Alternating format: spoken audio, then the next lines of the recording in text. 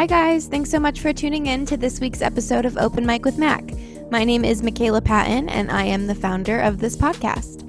This week's special guest is a good friend of mine. He is a stand-up comedian, actor, and host based in Australia. It is with great pleasure I introduce Josh Paring. Hello, how's it going? Hello, good, Mac. How are you? Good, thank you so much for joining me today. Thanks for having me. It's a pleasure. I guess tonight and today your time. Yes, it is first day and night podcast you've done, I'm sure, at the same time. This is, the first Australian podcast. So for those watching, Josh is over in Australia right now. Yes, it is very much daytime and good work to yourself. It's almost midnight there, so that's hard work. Quite the time difference. So Josh, tell us what is this year looking like in Australia? What is it like down under right now? It is interesting as it is everywhere else in the world. Melbourne, I'm in Melbourne particularly, which is the southernmost city. And we've been in lockdown for like the last 7 months. So it's been crazy. We haven't had the same numbers as anywhere else in the world, but we've definitely taken the precautionary approach. So let me ask you, when you say the numbers aren't the same, they are less or greater than what we're seeing here in the States? Because I've been following kind of yours and Phoebe's journey throughout this year. And like you said, you've been in lockdown for a very long time and it's been very strict where you are. So why is that? Yeah, well, I guess they just wanted to contain it, and that was the plan anyway. And they have. I mean, Australia has had something like 900 deaths, and obviously any more than zero is terrible. But yes, compare that to America. Obviously, the population is very different, but 900 in comparison to other countries. And we've still had like one of the most stringent lockdowns in the world. There's been a lot of debate on either side whether we should open up, whether we shouldn't. But at this stage, we're like 7 months in, like I said. So opening up too soon would seem like a waste of time, a waste of a year. Right. So we're kind of just hanging out. Hopefully next week we find out more about maybe beginning to, be able to go to each other's houses again and go back to the pub. Like literally nothing's open at the moment and hasn't been for so long. So it's been interesting. Yeah. That's crazy. I mean, for us, the lockdown sucked as much as it did for everybody else, but like at least we had, we could go and get food and drinks to go. A lot of places did, alcohol to go. You were seeing, now dining outside, some things inside. I couldn't imagine for 7 months straight not being able to. Yeah, it's funny because we had a curfew which was like 9 p.m. for a while and then 10 p.m. and then like a couple of weeks ago they wiped the curfew. So you can be out however long you want to be. And my friend who is with state by state, just like America, like in terms of what the restrictions are. And my friend texted me and he's like, welcome back to the real world. And I was like, what do you mean? He said, well, the curfew's been lifted. I was like, yeah, but everything's still shut. Like all we can go to now is like the park, the equivalent of Trader Joe's later on at night. That's the only difference. Like we still can't go anywhere. Yeah. It's been difficult. We had a curfew as well, actually. I think ours was 8 p.m., but I don't recall it ever being lifted. I think people kind of just were like, it's done. Yeah. There was never any official word on like, all right. Yeah, everyone just agreed one day, this is no good. Yeah, we're all over it. It's done. So, I mean, being in such a strict lockdown now, you are a comedian and an actor and a host. You do a bunch of different things. So what has that been like for you? How have you, managed to stay creative during this time?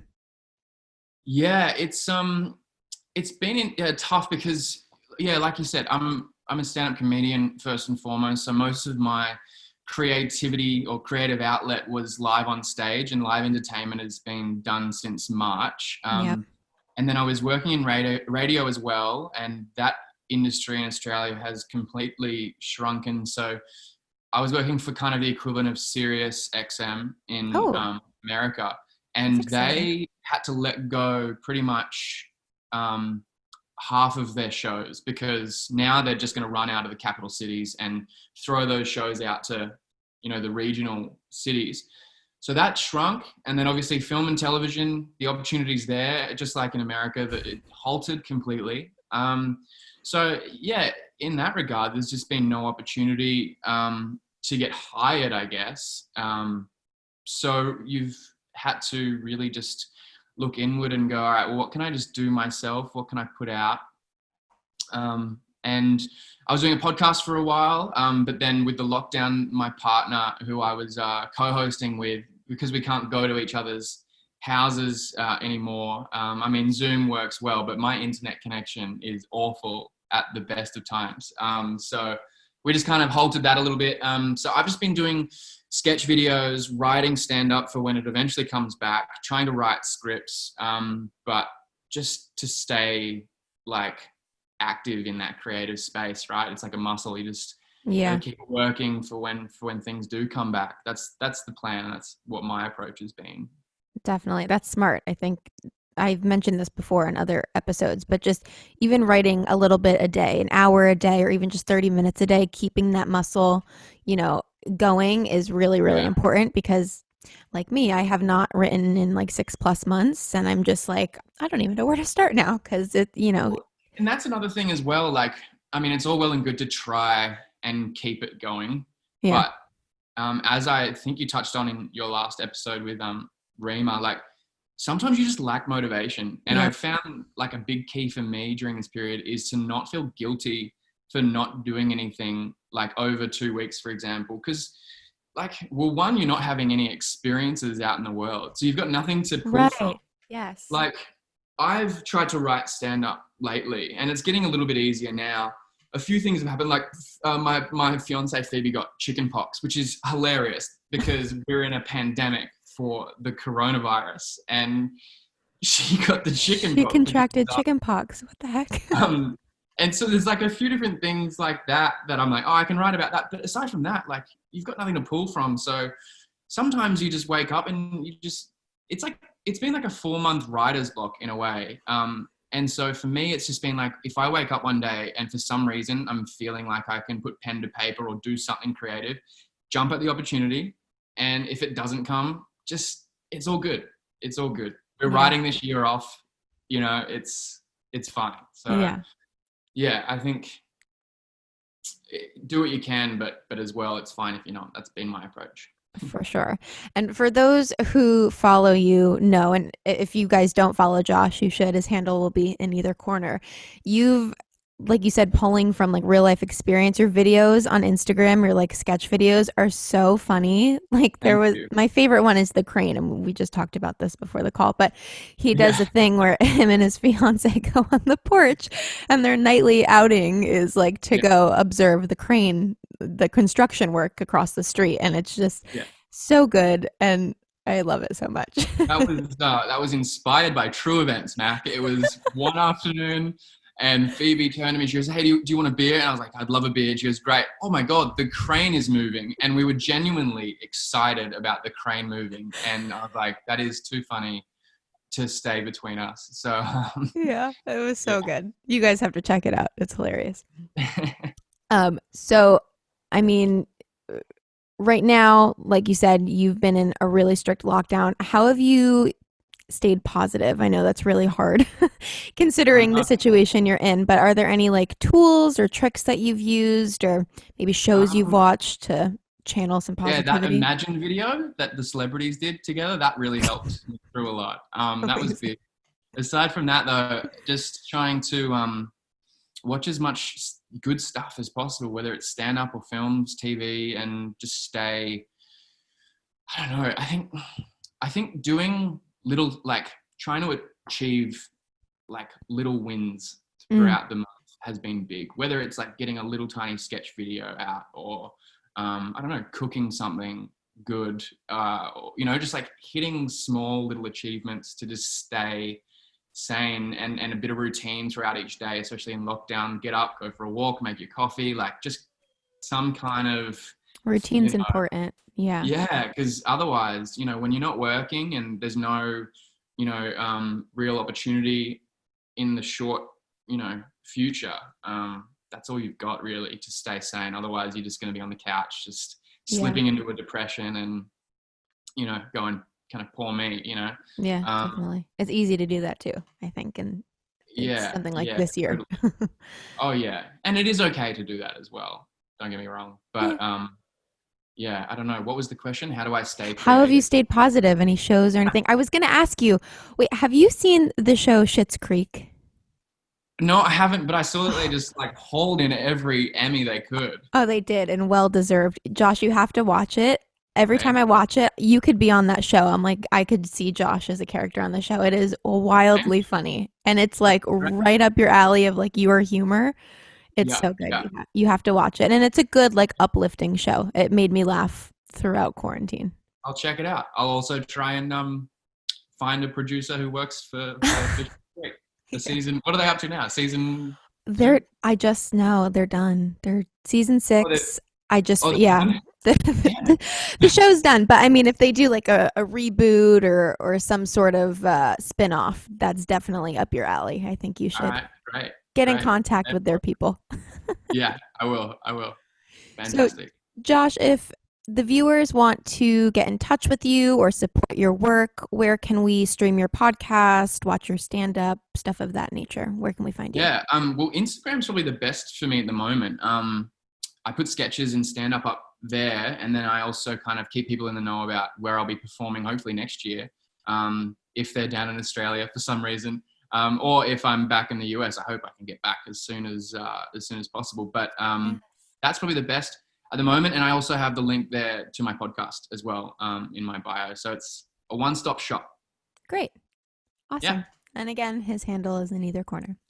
So, moving on, the Yes. charity of the week that Josh would like to highlight is called Reach Out Australia.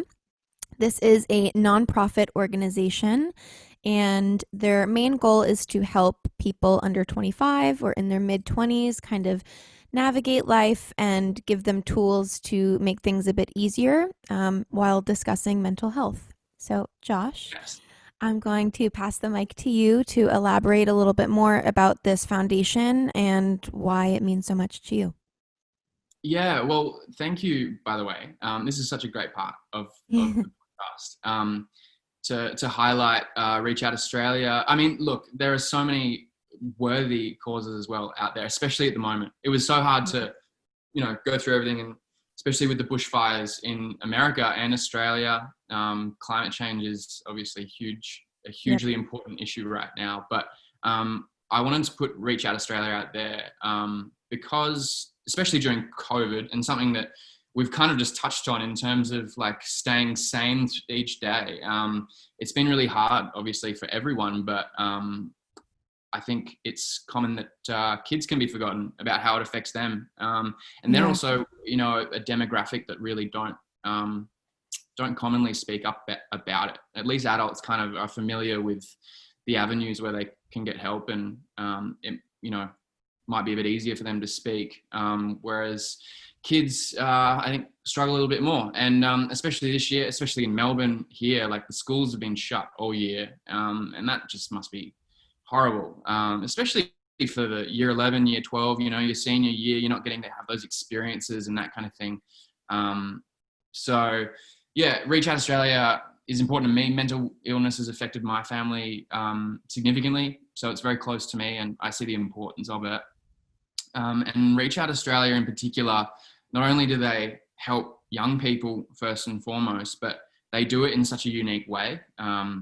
It's like a charity from the future. I think it's all online. It's like a peer-to-peer forum for kids to go on and chat to each other and share their experiences.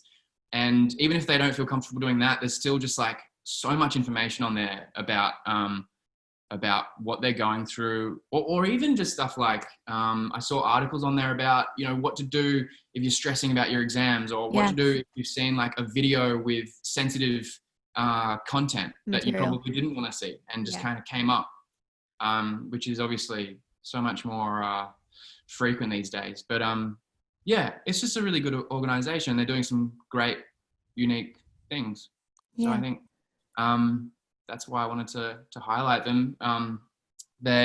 To donate, if anyone is interested. I know that your audience will be predominantly in America, but Yes.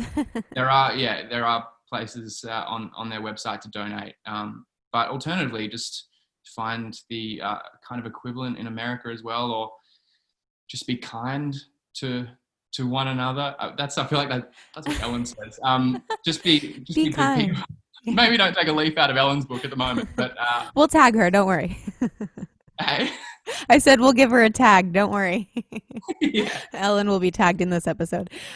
yeah, Yeah, I mean, if you guys feel inclined to check out this charity or donate, the link will be in my Instagram bio from Thursday to Thursday. I keep it in for a full week. But like Josh said, I mean, just to have tools, even as a child, like kids don't verbalize always when they're feeling certain things because sometimes they don't know what they're feeling. So, like, mhm, I read this really awesome article. I can't remember who wrote it, but it was like early signs of anxiety. Like if children often say that their stomachs hurt, that could be a sign that they have anxiety and they don't know what exactly it is. But if someone's saying, my stomach really hurts, that could be it. So this website and this whole foundation gives parents the tools to kind of keep an eye out for signs, early signs of things, or red flags that could be going on with your child. And especially with this year, with, like you said, schools being shut down, universities coming to a halt, and online courses. I mean, kids and adults alike are going through so much, and it's okay to talk about it. And it's awesome that they're giving people a space and forums to let people know that they're not alone. And I think yeah, that's totally, the number totally. one. You are not alone in anything that you feel. And I guarantee if you're feeling something really strong or crazy in that moment, that somebody else out there is feeling the same or has felt the same as you at one point or another. Yeah, for sure. And you can go onto that website and not even have to share if you're not ready for that either. There's articles, help articles on getting to the root of the problem, why you might be feeling a certain way, and different like activities and stuff to try and get out of it. Whether it's like we spoke earlier, these little things like cooking a meal or decluttering your space or just doing Small something wins. to Yep. clear the mind. Yeah, clear the mind and feel better. Yeah, I can't imagine how hard. I mean, look, bullying's always been around, like for kids. Yes. We all went through it. But these days, like especially with social media, it must be so much harder. So I think, yeah, it's a really important. Yeah, I mean, everything's at your fingertips now, and it's likes and comments, and you're being, your self worth. I feel like, especially as kids right now in middle school and high school, is defined by how many likes or comments they're getting on a photo, which is absolutely insane. I mean, when I was a kid, it was like MySpace, and that even was like, oh my God, I'm not in your top three. Like, we're not friends anymore. Yeah, well, I mean, Tom took one of the spaces. That was Tom was already always in the top. pretty hard. But I get it. Like I post these sketch videos and I post a video and maybe the algorithm isn't working my way, particularly Yes. that afternoon. And I'll look and it's like been 20 minutes and it's just not hit the way I wanted it to. I'm like, it's done. I'm not funny. No one likes me. Yeah. Yeah. I was actually I mean, not about the charity, but I was just talking about that with Tyler, my boyfriend. I was saying I get a bunch of views on my stories, but then when I post something like my work or my podcast, it doesn't get as much engagement. So it's strange. There is an algorithm to this, and I mean, the way it works, I have no idea. But yeah, I mean, you can't define the worth of your art or your work or whatever it Yeah. is that you're posting based on whatever algorithm that So true. It's just too hard to Instagram. measure and you don't know what they're doing. You don't know what they're doing. So Yeah, for just sure. got to stay positive.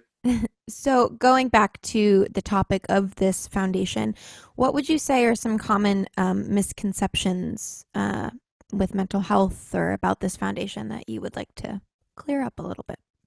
Um, well, about mental health, I've grown up with it in my life. And I think, especially when I was young, I didn't vocalize any of it, and I still try and discount the effects that it's had. So I think that's a huge misconception about mental health or mental illness, is how detrimental it can be, and that certain things or the way people might act, it's like, no, it is, it's a big deal. It's okay to feel, sad or depressed about things that you've been through. And it is important to speak up about it. Um, in terms of Reach Out Australia, I don't know if there's any that I'm aware of, any misconceptions about it in particular. I think maybe that it's lumped in with others a little bit, that it's the same as some of the more popular mental health organizations where you call the number and you ring up and they try and help you. Yeah. This one has a lot more, and it is a lot more niche and targeted towards helping young people. Yeah. I want to bring up too, I mean, going on misconceptions, I feel like there's a big one about men speaking up about how they feel too. So I just want to commend you. I think it's incredibly brave that you chose this and you're talking about it. And I think, you know, sometimes people think, well, you're a guy. It's not okay to Be cry or sad. be sad or talk about your feelings because that's a feminine thing to do. And I think that's so wrong, and we need to normalize the conversation that we're all Yeah, human and we all have the same feelings, and it's okay to speak up and talk about how yeah, we feel. definitely, for Yeah. sure. And for me personally, it's been baby steps as well. It's not something I'm just like always been down to talk about, but yeah, you more and more Well, it's realize hard. how It's not easy. It's yeah, not an easy thing to, yeah, for to sure, for sure. yeah. So it's great that you've given a platform to talk about. Yes. Well, thank you. So, Josh, is there anything else that you would like to discuss or highlight that we haven't already touched on about this foundation or about yourself? No, I think that's pretty much everything um, that I can share about the platform, the organization, myself creatively. No pressure. Hey, the pressure. I said no pressure. I have a list right next to this screen of videos I need to film, and it's been sitting there for the last 3 weeks. So this has inspired me to go and do something about it, which Oh, is good. good. Well, I'm excited to watch them. If you guys aren't following Josh already, you definitely should. If you need a laugh and you're feeling any of these feelings that we talked about, a little down and out, or you feel like this year sucks, which it kind of does, It does. you should give Josh's videos a watch because they will definitely make you laugh. Thanks, Mac. Yes. All right. Well, thank you so much for chatting with me. And again, guys, the link to Reach Out Australia will be in my bio until next week if you want to check it out. All right. You take care, Josh. Stay Thanks, Mac. safe and healthy, and hopefully lockdown for you guys Yeah. is over soon. Yes, definitely. Thank you very much. Yes. Take care. Hi, my name is Josh Perring, and you're listening to Open Mic with Mac.